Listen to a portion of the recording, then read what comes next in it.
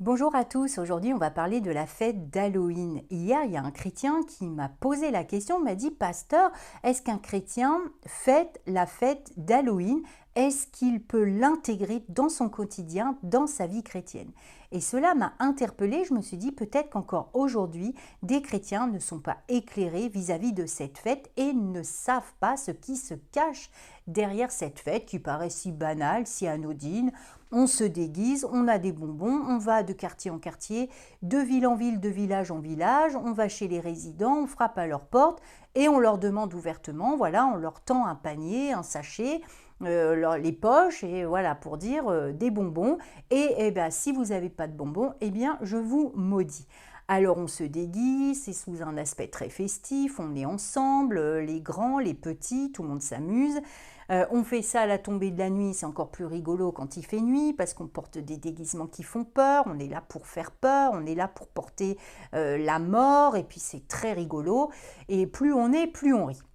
Alors bien évidemment, en tant que chrétien, on peut se poser la question, mais oui, mais derrière tout ça, il y a bien un mystère, il y a bien quelque chose qui se cache. Où est la source en fait? Où est l'origine de cette fête? Et effectivement, nous, en tant que chrétiens, rien que déjà ce que nous voyons et nous percevons, nous devons déjà être alertés sur ce que nous devons faire ou pas faire. Alors, l'origine principale d'Halloween, on va en voir trois pour balayer un petit peu l'historique. Donc, à la base, il faut savoir que ce n'est pas une fête américaine, elle ne vient pas des USA, elle est irlandaise. C'est une fête qui est d'origine des îles anglo-celtes, et les Celtes sont les ancêtres des Irlandais. Donc, en 300 avant Jésus-Christ, une société secrète de prêtres tenait sous son emprise le monde celte. Il faisait une grande fête à chaque changement de saison, et la plus importante de l'année se déroulait aux environs du 31 octobre actuel. C'était le nouvel an celtique appelé Samin, qui marquait la fin de la saison chaude et l'entrée dans la saison froide. Donc chaque année, le 31 octobre, ceux-ci célébraient en l'honneur de leur divinité païenne Samin un festival de la mort. Les prêtres se déplaçaient de maison en maison et réclamaient des offrandes pour leurs dieux, exigeant parfois même des sacrifices humains. Oui, ça c'est concret et c'est vrai. En cas de refus, qu'est-ce qui se passait? Ils proféraient des malédictions de mort sur cette maison, d'où vient le trick or treat, qui signifie une malédiction ou un cadeau. Faites-moi une offrande, sinon vous serez maudits. Donc pour éclairer leur chemin, ces prêtres, en fait, ils portaient avec eux des navets qui étaient évidés et découpés en forme de visage, ou brûlaient des bougies faites avec de la graisse humaine des sacrifices précédents. C'est exactement comme ça que ça se passait. C'était vraiment sans pitié. Et comme on allait jusqu'au sacrifice humain, ils se servaient de cette graisse pour faire brûler la bougie dans les navets. Ces navets représentaient l'esprit, en fait, qui allait rendre leur malédiction plus efficace. C'était pour eux très concret que cette lumière, cette bougie, allait rendre leur malédiction plus puissante, allait porter encore plus de poids quand ils maudissaient quelqu'un. Donc les Irlandais, à un moment donné, sont partis aux États-Unis parce qu'il y avait une épidémie, et continuaient en fait à faire perdurer cette fête là-bas. Et les Américains, bah, eux, qu'est-ce qu'ils ont fait? Ils ont adopté cette fête, d'où maintenant le nom Halloween. Donc au XVIIIe siècle, quand les Irlandais sont arrivés aux États-Unis, ils ont remplacé le navet par la citrouille, beaucoup plus imposante en fait, dans laquelle habitait un esprit nommé Jock, qui devint Jack. Et du coup, cette citrouille s'appelle Jack, vient remplacer le navet, d'où la Jack aux lanternes, puisque c'est dans la citrouille appelée Jock, qui après été Jack, où on allumait la bougie dedans. Donc dans ces citrouilles, on dessine des visages effrayants et on les place sur les bords des fenêtres, dans les jardins, au bas de nos portes, pour chasser les esprits maléfiques. Donc de nos jours encore, le 31 octobre, ce qu'il faut bien retenir, est la fête la plus importante pour les sorciers. C'est une fête très très importante, c'est leur sabbat, c'est leur repos anti-chrétien, puisque c'est le moment où la nature elle-même va commencer à entrer dans le froid, la mort et les ténèbres de l'hiver. Donc le 31 octobre correspond au nouvel an du calendrier des sorciers, est un des 4 plus importants de leur sabbat. Alors il semble même que dans certains pays ou certains groupes, des sacrifices humains sont accomplis encore aujourd'hui. Et ça c'est réel et je n'exagère pas. Donc elle se fête la veille de la Toussaint, fête de tous les saints, donc All Hallows Even, qui a dérivé en Halloween, nuit où les esprits de mort reviennent à la vie et cherchent à habiter un corps. Donc mélangé à la fête catholique du jour des morts, puisque vous savez bien que la Toussaint c'est le 31 octobre, et bien évidemment la veille, du coup, c'est le 31 octobre, et la Toussaint le 1er novembre. Donc ça a été adopté par l'empereur Constantin au IIIe siècle pour apaiser en fait les nations païennes, car à l'origine on célébrait cette fête au mois de mai. Et cette coutume tire ses origines justement des ténèbres et du paganisme le plus ancien. Nous, chrétiens, bien évidemment de toute confession, nous sommes concrètement opposés à cela. Donc en fait, ce qu'il faut savoir, c'est que nous, en tant que chrétiens, nous sommes nés pour bénir. Et la parole de Dieu nous dit dans Proverbes chapitre 18, verset 21, « La vie et la mort est au pouvoir de la langue ». Ça veut dire qu'aujourd'hui, un chrétien qui frappe chez un habitant et qui ne lui donne pas de bonbons, et le chrétien repart sans bonbons et dit à ce pauvre homme, qui est peut-être même pas chrétien et qui a déjà une vie assez difficile comme ça, est-ce qu'un chrétien peut dire à cet homme-là, tu ne me donnes pas bonbons, donc je te maudis? Est-ce que la langue du chrétien peut être utilisée pour maudire quelqu'un? C'est là la question. Est-ce qu'un chrétien peut porter sur lui des marques de la mort? Est-ce qu'un chrétien peut porter la peur sur lui? Est-ce que le chrétien peut porter l'horreur et tout ce qui est effrayant sur lui? Alors, c'est très contradictoire par rapport à la parole de Dieu et au prix qu'a payé Jésus pour nous donner la vie. Alors nous devons bénir, nous portons la vie et nous savons à quel point Jésus a payé le prix pour nous donner la vie aujourd'hui. Nous sommes la vie, on n'est pas là pour maudire qui que ce soit, même notre ennemi. Dieu nous a jamais dit tu maudiras ton ennemi. Dieu même nous demande de pardonner et de prier pour ceux qui nous persécutent, de bénir ceux qui nous maudissent. Donc non, nous les chrétiens, on ne doit pas être dans cette démarche-là, ni un jour de l'année, ni tout le long de notre vie. Amen. Et même si ça paraît rigolo, c'est en riant, même tout ce qui est dit en riant, est-ce qu'on peut rire de tout? En fin de compte, non, on ne peut pas rire de tout. Et quand on dit des choses même en riant, c'est pas si anodin que ça, c'est pas si banal que ça. Ça a un poids. Notre langue fait poids quand elle sort des paroles de bénédiction ou quand elle sort des paroles de malédiction. Nous sommes là pour bénir. Donc il faut vraiment qu'on se souvienne qu'on ne peut pas être utilisé par Dieu pour maudire quelqu'un. À ce moment-là, c'est pas Dieu. C'est pas Dieu qui nous demande de faire. Et nous avons la vie, nous sommes la lumière. Nous sommes là pour justement être la lumière dans les ténèbres, éclairer tout ça et balayer les ténèbres.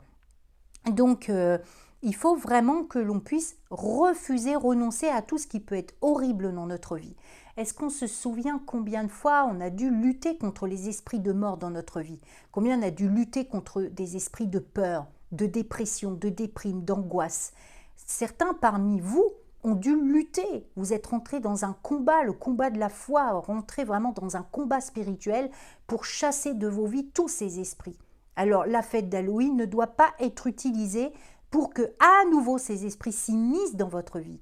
On ne doit pas laisser revenir ces esprits dans notre vie par n'importe quelle manière que ce soit, et encore moins par Halloween, parce que là c'est porte ouverte justement pour à nouveau inviter la mort, la peur, les angoisses, la dépression à revenir dans notre vie. Et on croit que parce qu'on fait ça 1 heure ou 2, quelques heures, eh bien il n'y aura pas d'impact. Eh bien si, il y aura forcément un impact.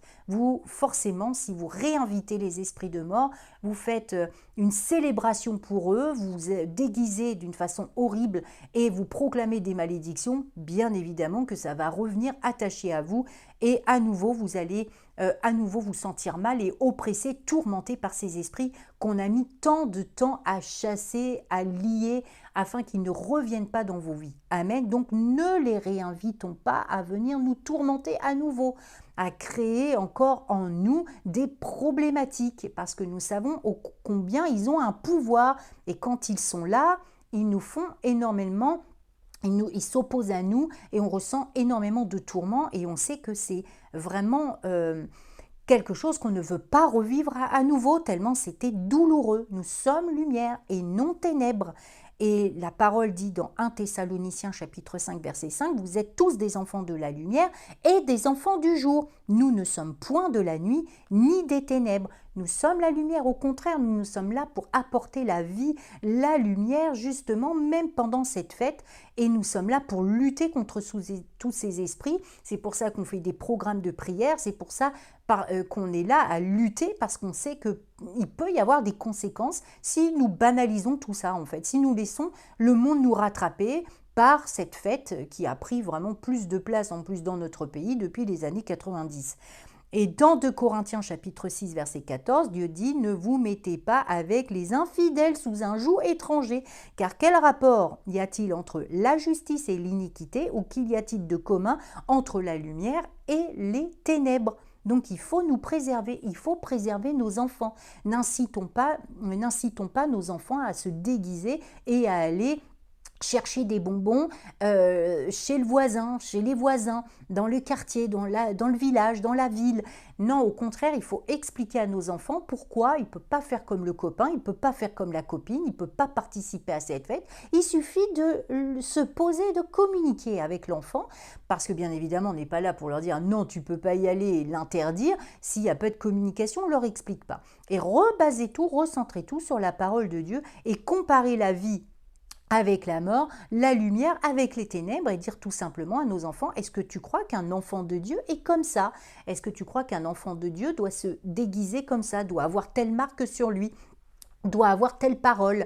Eh bien non, en fait, on est là pour dire à l'enfant, regarde nous ce que Dieu fait de nous aujourd'hui. Regarde ce qu'on est devenu en Christ. Jésus a payé cher sa vie pour nous donner ce que nous avons aujourd'hui. Cette lumière, cette vie, cette joie, cette paix. Nous ne pouvons pas adhérer à cette fête et nous ne pouvons pas accepter qu'elle vienne s'immiscer dans notre quotidien, dans notre vie chrétienne. Donc il y a toujours un impact quand on prend des décisions, quand on fait quoi que ce soit. Il y a un impact positif quand on est bien dans la volonté de Dieu, on fait ce que Dieu nous demande de faire, on suit ses recommandations. Bien évidemment, la bénédiction est à notre suite, mais bien évidemment qu'il y a un impact négatif quand on est complètement dans les travers et que nous adhérons à ce que fait ce monde, on suit l'esprit du monde, bien évidemment, ce n'est pas la bénédiction qui fait suite, c'est la malédiction. Et parfois, on se dit comment ça se fait que j'ai tel et tel problème. Eh bien, peut-être parce que avant tout, on a peut-être fait des choix qui n'étaient pas de Dieu, et bien il y a des conséquences, à nos choix. Donc la Bible dit dans Proverbes chapitre 4 verset 23, garde ton cœur plus que toute autre chose, car de lui viennent les sources de la vie. Amen. Oui, notre cœur, nous devons le garder, et on n'est pas là pour l'oppresser à nouveau, et dans notre cœur à nouveau faire des choses qui ne sont pas bibliques, qui ne sont pas de Dieu. Il faut le préserver et il faut garder nos valeurs, il faut garder le fruit de l'esprit, il faut garder la vie que Jésus a mis en nous, il faut garder l'Esprit Saint qui est en nous au plus possible à bloc. Donc on n'est pas là pour être utilisé, pour être des sources amères, des sources troubles. Non, nous on est là justement pour apporter les sources de la vie, une source douce qui vient du cœur de notre Père. Amen. Donc au jour d'aujourd'hui, la fête d'Halloween, vous mettez une croix dessus définitivement, vous retirez de vos garde-robes tous les costumes qui ne sont pas à l'image de notre Jésus, pas à l'image d'un enfant de Dieu. Vous refusez tout ça, vous enlevez tous les objets qui pourraient avoir attrait justement à cette collaboration avec ces esprits de mort et vivez comme un chrétien naturel, authentique, qui ne se laisse pas aspirer par l'esprit du monde, qui ne se laisse pas convaincre qu'au final, c'est pas si terrible que ça. Eh bien si. Et aujourd'hui, on doit épurer nos vies, on doit sanctifier nos vies, on doit être préparé pour notre Seigneur, pour son retour, et au jour d'aujourd'hui, ne pas être tenté d'aller dans les dérives et se laisser happer par l'esprit du monde. Que Dieu vous bénisse. Je vous dis à très bientôt. Préservez vos cœurs plus que toute autre chose pour vous-même et pour tous ceux de votre entourage qui ont besoin de vous pour montrer la lumière, pour montrer que vous, vous êtes vie. Amen.